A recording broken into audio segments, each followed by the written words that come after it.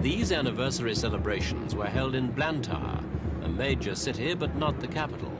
Since 1975, that's been Lilongwe, further north. The creation of a brand new capital has been one of the favorite projects of the president, who's been supervising it for 10 years. He shrewdly persuaded foreign countries, including South Africa, to put up the money for it. The new road, rail and air links that have come with the capital will help open up the country, especially the north, which is still relatively undeveloped. It's not perhaps as impressive as that other new capital, Brasilia, but Malawians are proud to show off Lilongwe when they get the chance. Because President Banda's seen to it for some time that Malawi has been out of the headlines and feature pages. Foreign journalists were banned until recently, when the president relented and called this press conference to put his point of view on various issues. He talked about the elections, his relations with other black African nations, and with South Africa. But paramount in the president's future plans were domestic problems and the most basic needs of his people. I must see to the economic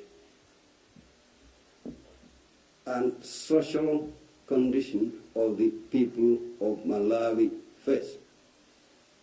I've said to the people here that I want my people to be happy. When I say my people, I mean the people of Malawi. For my people to be happy, they have to have three things. First and foremost, food. Second, clothing.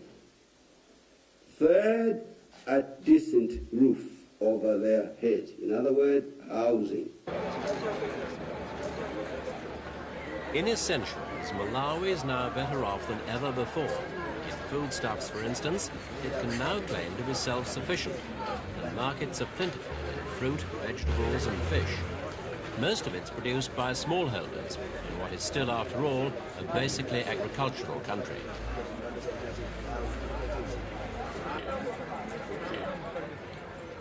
Malawi hasn't fallen into some of the common traps which face developing countries. A scheme guaranteeing farmers fair prices for their produce is one way of ensuring they produce enough to feed not only themselves, but the population as a whole. So while few people have money for luxuries in Malawi, no one actually goes hungry. The standard of living is rising all the time.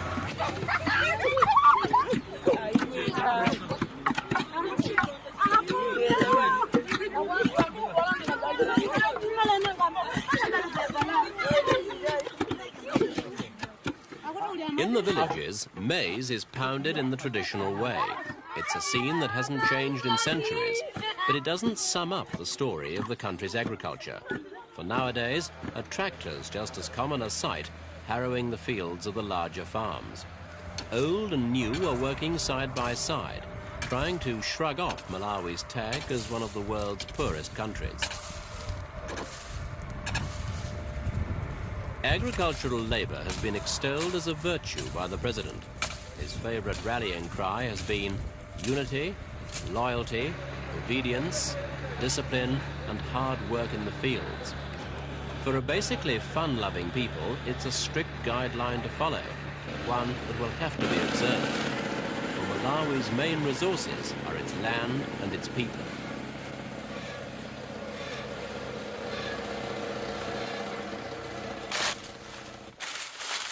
Maize, the staple food crop, is grown on a large scale. This farm's owned by Dr. Banda himself. The estate manager here is a white Rhodesian, one of many who've left terrorist-affected areas in their own country to help run farms for Malawians. But most Rhodesian white immigrants work in tobacco, which has become one of Malawi's big export crops, together with tea and sugarcane. There's a drive on by the government to encourage even small farmers to turn over to profitable cash crops like these. Big estates are finding it hard to attract workers on the low wages they offer. The minimum daily pay isn't enough to buy a loaf of bread, though most Malawian families don't rely wholly on wages for their living. Most grow food of their own anyway.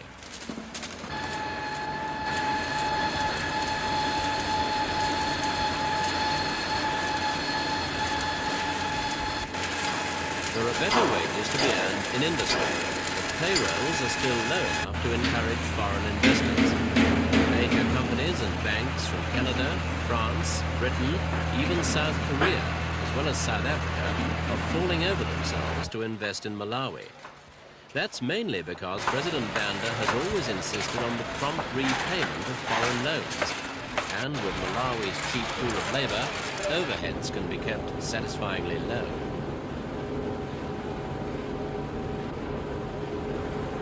This textile mill outside Blantyre is typical of the kind of foreign development that's going on now throughout much of the country. It was the object of an $8.5 million expansion plan last year. Money came from the World Bank and the Commonwealth Development Corporation, bodies which are hardly likely to commit such sums to anything but ill-gated investment.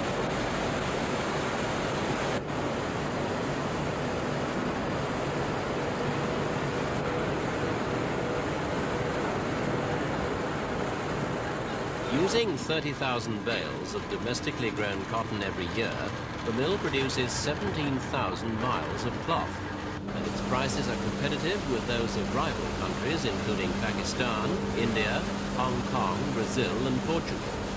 Malawi's exports, like its imports, are heavily dependent on neighboring Mozambique, with its outlets to the sea. Containers offloaded here come from the Mozambique port of Nacala.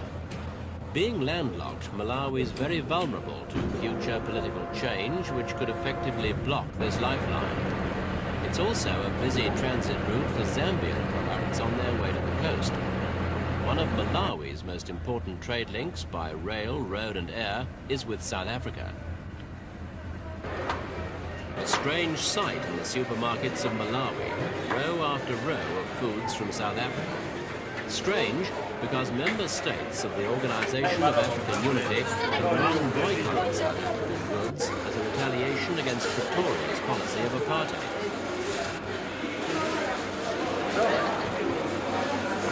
Malawi is the only country in the region to fly in the face of that ban. It's actually strengthened its trade links with South Africa and maintained friendly diplomatic relations. Moves which have branded Banda a heretic in black African circles. The seeds were sown in 1971, when the president paid a visit to Pretoria. It was the red carpet treatment for the president, an ironic return for Banda, who'd last visited South Africa 50 years earlier as a penniless laborer to toil in the gold mines. It was an historic visit for diplomatic reasons, too. Dr. Banda was then the first black head of state ever to visit South Africa. And now, 7 years later, that's still the case.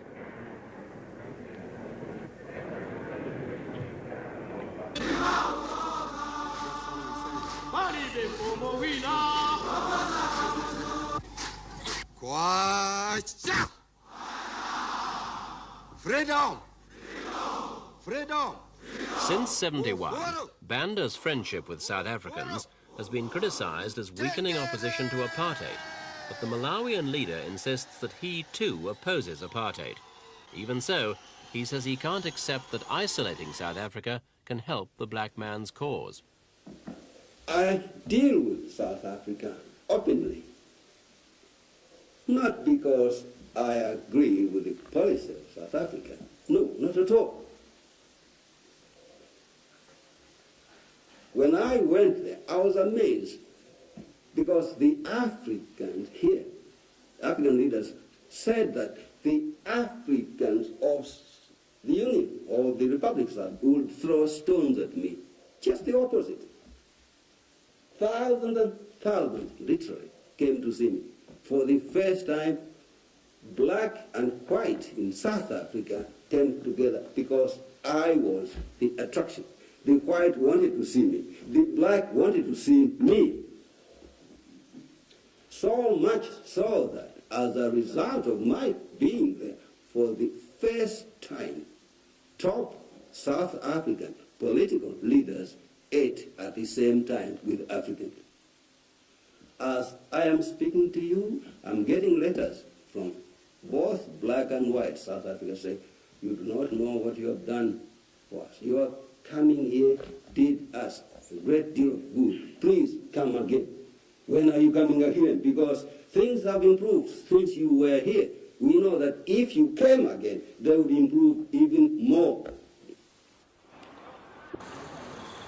President Banda was clearly a welcome visitor to South Africa, and the situation works in reverse.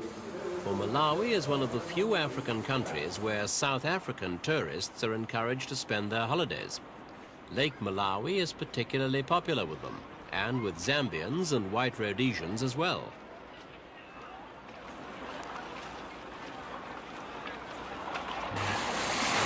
Malawi is actively chasing the tourist trade, building new hotels in spots like this and in the game viewing areas of Kusungu and the Shire River Valley. With many parts of Africa in turmoil, Malawi has one other prime advantage. It's a place where whites can relax on their vacation in safety. And so Malawi goes its own way, a very different kind of African state. One that's friendly with the OAU's enemy, one that resists the communist leanings of its neighbors, one that enjoys a healthy economic reputation. Different, too, in the way President Banda controls the very smallest details of everyday life. Malawi today is very much the Malawi of its leader. All his quirks and foibles, all his hopes and aspirations are embodied in the way life is lived here. President Banda's form of one-man rule seems to be succeeding now. But he's already well into his 70s. He'll one day leave the arena, and the question must be, will his policies survive him?